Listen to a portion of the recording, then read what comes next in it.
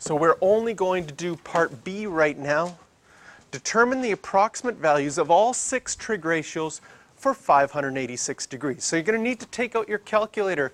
If I draw 586 degrees in standard position, that would go 360, would go all the way around, and then you would have to go another, whoop, is that far enough? 360 plus 226.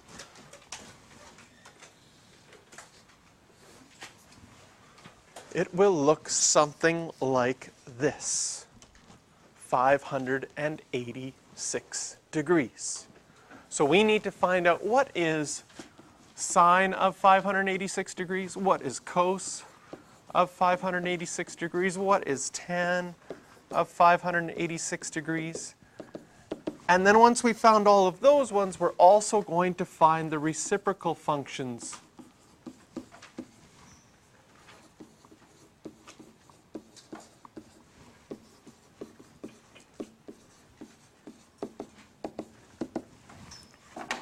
So once we have our calculators out, we'll start with the ones that we've done before, sine, cos, and tan.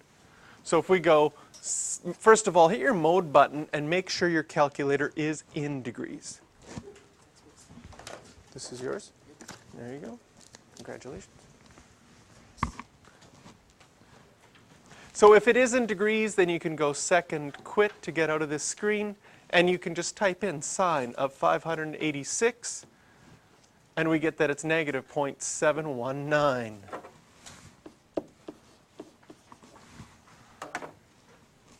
Same thing we can do for cos. Cos of 586 degrees, negative 0.695.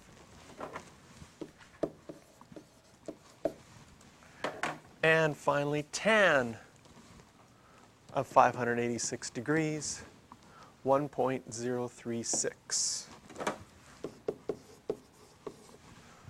Now, sine, cos, and tan are directly on your calculator, so you just have to hit them, plug them in, boom, you got the right answer. If you're wanting to do cosecant, secant, and cotangent, you have to remember that cosecant is the reciprocal of sine, secant the reciprocal of cos, cotangent the reciprocal of tan. So if we write those definitions out, if we remember that cosecant of theta is 1 over sine of theta, and here I'll write all 3 of them out. Secant theta is 1 over cos of theta, and cotangent of theta is 1 over tan of theta. This means that that's what they're equal to no matter what the angle is. So theta can represent any angle. So if the angle's 586 and I want to find cosecant of theta, we have no cosecant button on our calculator. But we do have the sine button. So we can go 1 divided by sine of 586. Now, how many of you have used the fraction option on your calculator? So I like to use that whenever we have a fraction.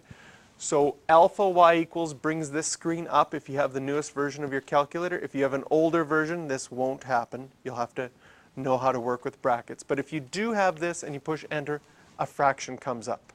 If you don't have that, you still have to do 1 divided by sine of 586. Anyway, so I'll put a 1 on the top of my fraction, sine of 586 on the bottom of my fraction, push enter, and I get negative 1.390.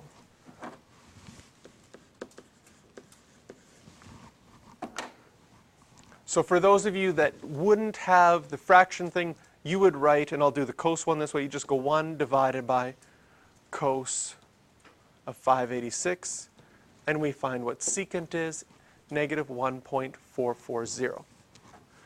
How's that for rounding? You're okay with that rounding of that number? We want to round to the nearest thousandth, so that's to 3 decimal places.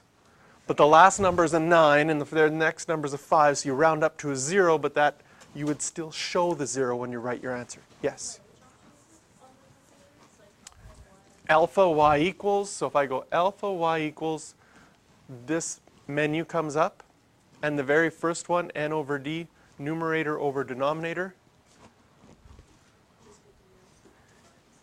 And if it's giving you a divide sign when you do that, hit your mode button and scroll down. You might have less things than I have because I got some.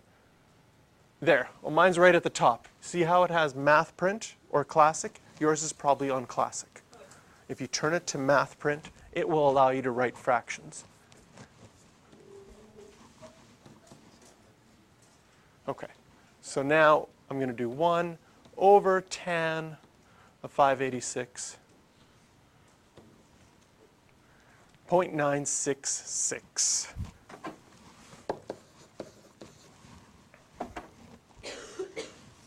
And so we're just learning how to use our calculator to find those reciprocal functions as well, and thinking about what they mean. So the only one for homework on this one is 7b.